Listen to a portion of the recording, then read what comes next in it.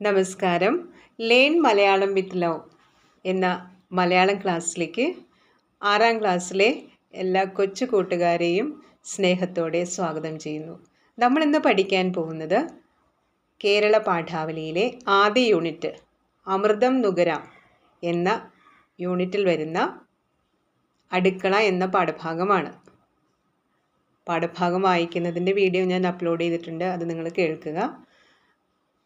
അത് വിശദീകരിച്ച് പറയുന്നുമുണ്ട്. ഇന്ന് നമ്മൾ കേൾക്കാൻ പോകുന്നത് പാഠഭാഗത്തെ പ്രധാന ആശയവും അതുപോലെ തന്നെ അതിൽ വരുന്ന ചോദ്യങ്ങളും ഒക്കെ തന്നെയാണ്. പാഠഭാഗത്തേക്ക് കിടക്കാം. ഒരു നാടിൻ്റെ ഭക്ഷണ രീതി അവിടുത്തെ ഭൂപ്രകൃതിയും കാലാവസ്ഥയ്ക്കും അനുസരിച്ചായിരിക്കണം, അതിനനുയോജ്യമായിട്ടുള്ളതായിരിക്കണം. അതുകൊണ്ട് തന്നെ അടുക്കള ഒരു പ്രദേശത്തിൻ്റെ ജീവിത രീതിയെയാണ് പ്രതിഫലിപ്പിക്കുന്നത്.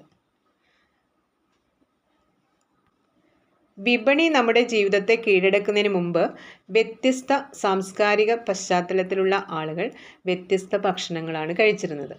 വ്യത്യസ്ത ജീവിതങ്ങളെ പ്രതിനിധാനം ചെയ്യുന്ന വൈവിധ്യമാർന്ന രുചിഭേദങ്ങളുള്ള ചില അടുക്കളയും അടുക്കള ചിന്തകളുമാണ് ഈ യൂണിറ്റിൽ അവതരിപ്പിച്ചിട്ടുള്ളത്. വ്യത്യസ്ത ഭക്ഷണ വിഭവങ്ങൾ പങ്കിട്ട് കഴിക്കുമ്പോഴും രുചി വൈവിധ്യങ്ങൾ കൈമാറ്റം ചെയ്യപ്പെടുമ്പോഴും ഭക്ഷണം ഒരു സാംസ്കാരിക വിനിമയോപാധിയാകുന്നു. സ്ത്രീകളുടെ ഊർജത്തെ ഏറ്റവും അധികം അപഹരിച്ച, അവരുടെ ചിന്തകളെ തളച്ചിട്ട ഒരിടം കൂടിയാണ് അടുക്കള. നമുക്ക് ദേവകി നിലയങ്കോടിൻ്റെ എരിശ്ശേരി വിശേഷമെന്ന ഓർമ്മക്കുറിപ്പിലൂടെ പ്രവേശകത്തിലേക്ക് കടക്കാം. പാഠഭാഗത്ത് കൊടുത്തിരിക്കുന്ന പ്രവേശകമായി കൊടുത്തിരിക്കുന്ന ദേവകി നിലയങ്കോടിൻ്റെ ആ എരിശ്ശേരി വിശേഷം നിങ്ങൾ വായിച്ചിട്ടുണ്ടാവുമല്ലോ. എന്താണ് അതിൽ പറയുന്നത്? എരിശ്ശേരി തിളക്കുന്നത് പോലെയേ പെൺകിടാങ്ങൾ ചിരിക്കാൻ പാടുള്ളൂ. ഇതിനോടുള്ള നിങ്ങളുടെ പ്രതികരണം എന്താണ്? എരിശ്ശേരി എന്ന ഭക്ഷണ വിഭവം നേരിട്ട് ജീവിത രീതിയുമായും സ്ത്രീ പുരുഷ സമത്വവുമായി ബന്ധപ്പെടുത്തുന്ന കാഴ്ചയാണ് എരിശ്ശേരി വിശേഷം എന്ന പ്രവേശകത്തിലുള്ളത്. അധികം തിളയ്ക്കേണ്ടതില്ല എന്ന് പറഞ്ഞുകൊണ്ട് തിളയ്ക്കാൻ പാടില്ല എന്ന് പറയുന്നത് എന്താണ്? എരിശ്ശേരിയാണ്. അധികം തിളച്ചാൽ അതിൻ്റെ രുചി പോകും എന്നതുകൊണ്ടാണ് അങ്ങനെ പറയുന്നത്. അധികം തിളയ്ക്കേണ്ടതില്ല എന്ന് പറഞ്ഞുകൊണ്ട് സ്ത്രീയുടെ സ്വാതന്ത്ര്യത്തെ അടക്കി ഒതുക്കാൻ ശ്രമിക്കുന്ന യാഥാസ്ഥിതികരെയാണ് ഈ പ്രവേശകത്തിലൂടെ അല്ലെങ്കിൽ തൻ്റെ വരികളിലൂടെ ദേവകി നിലയങ്കോട് തുറന്നു കാണിക്കുന്നത്. പാചകം ചെയ്യലും പാകം തിരിച്ചറിയലും സ്ത്രീകളുടെ മാത്രം കടമയാണെന്ന് പറഞ്ഞുകൊണ്ട് സ്ത്രീയുടെ സ്വാതന്ത്ര്യത്തെ ഹനിക്കാൻ ശ്രമിക്കുന്ന യാഥാസ്ഥിതികത്വമാണ് ദേവകി നിലയങ്കോട് തുറന്നു കാണിക്കുന്നത്. വ്യത്യസ്തമായ പച്ചക്കറി കഷ്ണങ്ങൾ നുറുക്കിയെടുത്ത് പാത്രത്തിലേക്കിട്ട് പാകപ്പെടുത്തിയും അധികം തിളക്കാതിരിക്കാൻ ശ്രദ്ധിച്ചുമാണ് എരിശ്ശേരിയുടെ പാകപ്പെടുത്തൽ. ഭക്ഷണ വിഭവം പോലെ സ്ത്രീയെയും പാകപ്പെടുത്തണമെന്ന പുരുഷാധിപത്യത്തെയാണ് ഇവിടെ വിമർശന വിധേയമാക്കുന്നത്. അടുക്കളയിലെ പാചകത്തെക്കുറിച്ച് എഴുതുന്നതിലുപരിയായി സ്ത്രീയുടെ പ്രതിഷേധത്തിൻ്റെയും പ്രതിരോധത്തിൻ്റെയും ഒക്കെ മനോവിചാരങ്ങളാണ് ഈ കുറിപ്പിലുള്ളത്. എന്നാൽ നമ്മൾ ഇന്ന് കാണുന്നത് എന്താണ്? സ്ത്രീ പുരുഷ വ്യത്യാസമില്ലാതെ എല്ലാവരും ഒരുപോലെ ഇടപെടുന്ന ഒരു ഇടമായി അടുക്കള മാറിക്കഴിഞ്ഞിരിക്കുന്നു. ഭക്ഷണം എല്ലാവർക്കും വേണ്ടതല്ലേ, അപ്പോൾ അടുക്കളയോ? എന്താണ് ഇതിന് ഉത്തരം?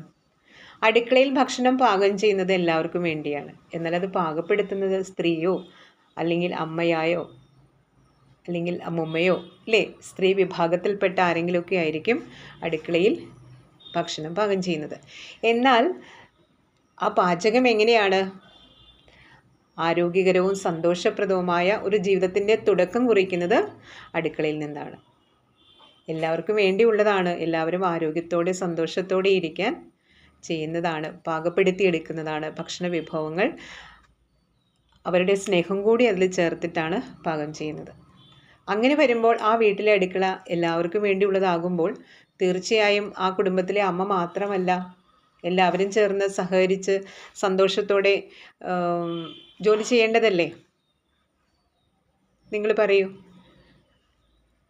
എല്ലാവരും ചേർന്ന് സഹകരിച്ച് സന്തോഷത്തോടെ ആരോഗ്യപ്രദവും രുചികരവുമായ ആഹാരം പാകപ്പെടുത്തേണ്ടത് കുടുംബത്തിൻ്റെ ഐക്യം കൂടി നിലനിർത്തും.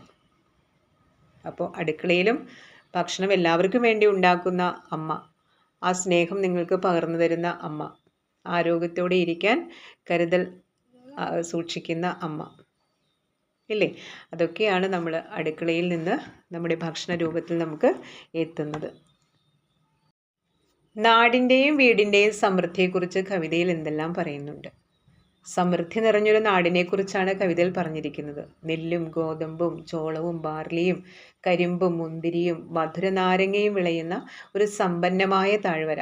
കൂടാതെ ആടും കോഴിയും താറാവും പന്നിയും എല്ലാം അവിടെ യഥേഷ്ടമുണ്ട്. ഇതിൽ നിന്നൊക്കെ നമുക്ക് എന്താണ് ലഭിക്കുന്നത്?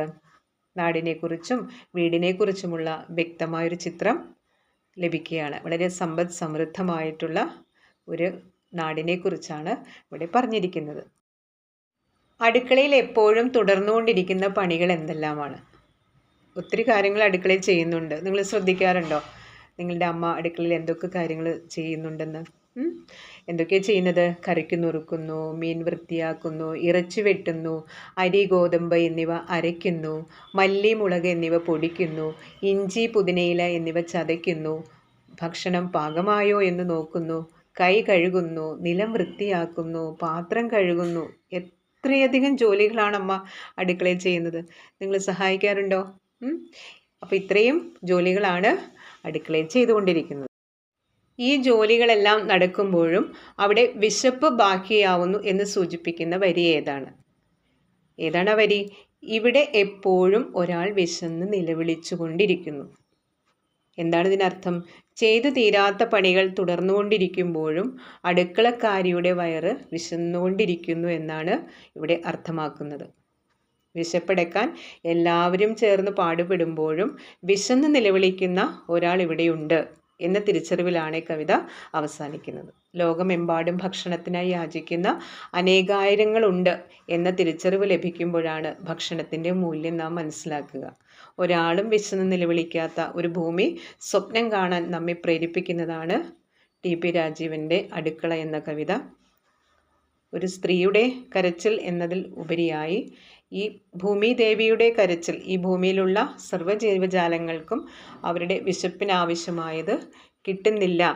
എന്താണ് കാരണം? നമ്മുടെ പ്രകൃതിയെ നമ്മൾ ചൂഷണം ചെയ്തുകൊണ്ടിരിക്കുകയാണ് അല്ലേ? അതുകൊണ്ട് നമ്മളറിയാതെ എവിടെയൊക്കെയോ ആരൊക്കെയോ ഭക്ഷണത്തിനായി കഴിയുന്നവരുണ്ട് എന്ന ഒരു വ്യംഗ്യാർത്ഥം കൂടി ഈ കവിതയിൽ ഉണ്ട്. ഇനി നമുക്ക് ഈ കവിതയുടെ ആസ്വാദന കുറിപ്പിലേക്ക് കിടക്കാം. മലയാള കവിതാലോകത്ത് ശ്രദ്ധേയമായ സാന്നിധ്യമാണ് ടി.പി. രാജീവൻ എന്ന കവി.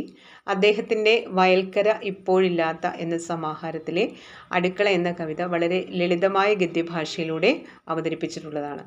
വൈവിധ്യപൂർണമായ വിഭവങ്ങൾ ഉൾക്കൊള്ളുന്ന ഈ ലോകമാകുന്ന അടുക്കള എന്നതുപോലെ വ്യത്യസ്തമായ ആഹാരപദാർത്ഥങ്ങൾ പാകം ചെയ്യുന്ന സ്ത്രീ ജീവിതത്തിൻ്റെ ആഴത്തിലുള്ള വേദനകളും അവസാനിക്കാത്ത അധ്വാനഭാരവും വരച്ചു കാട്ടുന്ന രചനയാണ് അടുക്കള എന്ന പാഠഭാഗം. സമൃദ്ധി നിറഞ്ഞൊരു നാടിനെക്കുറിച്ചാണ് കവിതയിൽ പറഞ്ഞിരിക്കുന്നത്.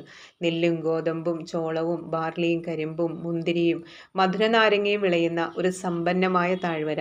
കൂടാതെ ആടും കോഴിയും താറാവും പന്നിയുമെല്ലാം ഒരുമിച്ച് സന്തുഷ്ടമായൊരു വീട്. ആ ഐശ്വര്യ സമൃദ്ധിയിലേക്ക് കവിയുടെ അപ്രതീക്ഷിതമായൊരു ചോദ്യം വായനക്കാരിലേക്ക് എത്തുകയാണ്. ആര് മറന്നു വെച്ചു ഈ അടുക്കള?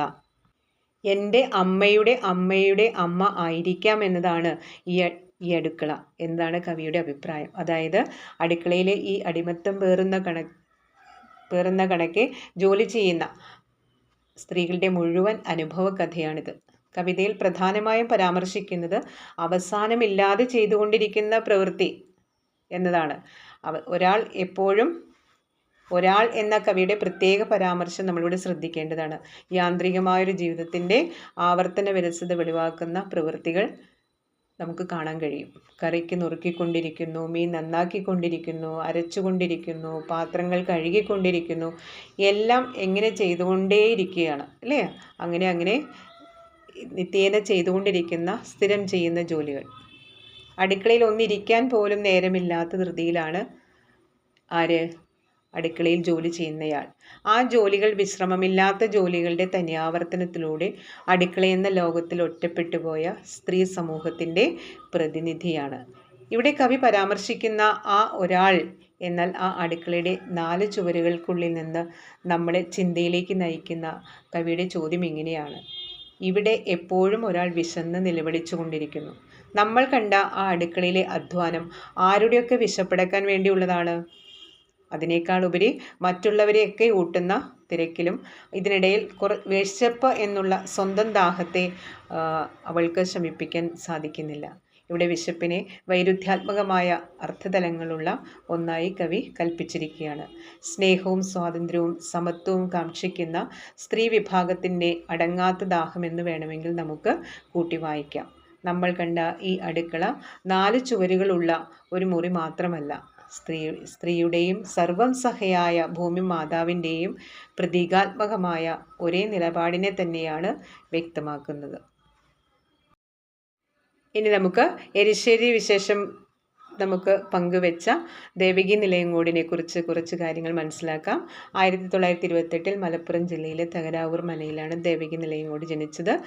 1906 തുടങ്ങി 1950 വരെ നീണ്ടുനിന്ന നമ്പൂതിരി പരിഷ്കരണത്തിൻ്റെ മാറ്റങ്ങൾ ഉൾക്കൊണ്ടുകൊണ്ട് പൂർണ്ണമായും സ്വയം മാറിക്കൊണ്ട് ജീവിച്ച മഹത് വ്യക്തിയാണ് ദേവകി നിലയങ്കോട്. കാലപ്പകർച്ചകൾ, നഷ്ടബോധങ്ങളില്ലാതെ യാത്ര കാട്ടിലും നാട്ടിലും, വാതിൽ പുറപ്പാട് എന്നിവയാണ് പ്രധാന കൃതികൾ. 2023 ഈ ലോകത്തോട് വിട പറഞ്ഞു.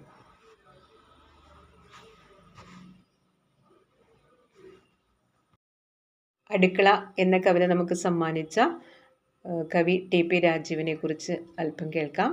കവിതാ ലോകത്തെ ശ്രദ്ധേയമായ രാഷ്ട്രീയവും സാമൂഹികമായ നിരീക്ഷണങ്ങൾ കൊണ്ട് തൻ്റെ സാന്നിധ്യം അറിയിച്ച കവിയാണ് ടി പി രാജീവൻ. മലയാള സാഹിത്യത്തിലെ ഉത്തരാധുനിക കവികളിൽ പ്രമുഖനാണ്. 1959 കോഴിക്കോട് ജില്ലയിലെ പാലേരിയിൽ ജനിച്ചു. വിദ്യാർത്ഥി ജീവിതകാലത്ത് തന്നെ എഴുത്താരംഭിച്ചു. യുവകവികൾക്ക് നൽകുന്ന VT കുമാരൻ പുരസ്കാരം അദ്ദേഹത്തിന് ലഭിച്ചിട്ടുണ്ട്. പാലേരി മാണിക്യം, കൊലക്കേസ് എന്ന നോവൽ സിനിമയാക്കിയിട്ടുണ്ട്.